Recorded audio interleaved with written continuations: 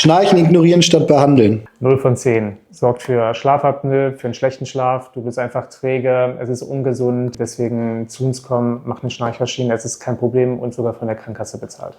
Invisalign versus klassische Brackets. Hype oder sinnvoll? Invisalign 10 von 10. Wenn ich auswählen könnte, würde ich jeden Patienten mit Aligner therapieren, denn das Ergebnis spricht für sich. Es ist alles gut konfigurierbar, visualisierbar für den Patienten und viel komfortabler. Zahnseide benutzen mit Zahnspange. 10 von 10, zusammen mit der Interdentalbürste, denn die Interdentalräume müssen gut gepflegt werden, ansonsten kann es hier zu kariösen Läsionen kommen.